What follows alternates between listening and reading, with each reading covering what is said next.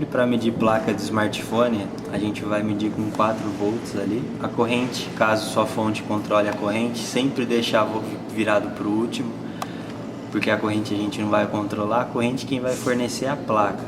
Então nesse caso aqui a gente vai identificar se essa placa aqui ela está com curto, solda fria ou com botão emperrado.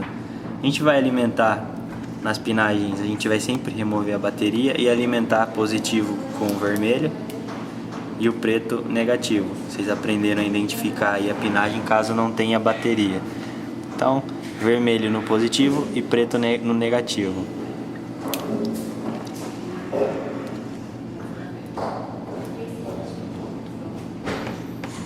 Uma placa em bom estado não é para gerar corrente antes de apertar o power. Então no caso aqui não está apresentando corrente, a corrente está zerada e a tensão ela manteve. Eu vou apertar o power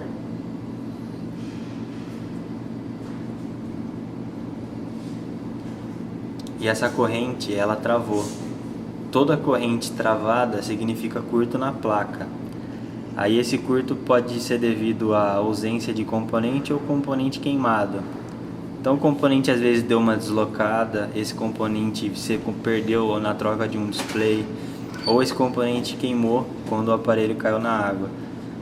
Caso tenha queimado o componente, fazer troca de componente é meio delicado, então a gente não aconselha. Mas o que a gente tenta fazer para recuperar essa placa seria a ressolda.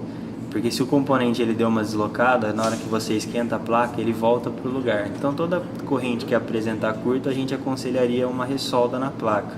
Esse aparelho é um aparelho que não está ligando, lembrando que o risco é zero, caso você não ter sucesso nessa ressolda. Então, se ameniza o risco, pode fazer a ressolda tranquilo. Então o mesmo teste, segundo aparelho, positivo com o vermelho da fonte e o preto com o negativo. Esse aparelho aqui é um aparelho que está apresentando outro tipo de curto. Então a gente tem duas situações aí de curto, quando a corrente trava ou quando a tensão cai.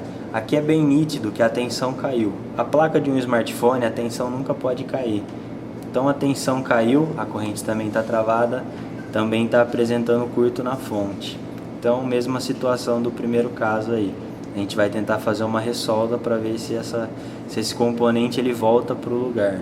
Se for um componente queimado aí ou se ele saiu, dificilmente tem recuperação essa placa por a gente não encontrar peça no mercado para repor esses componentes.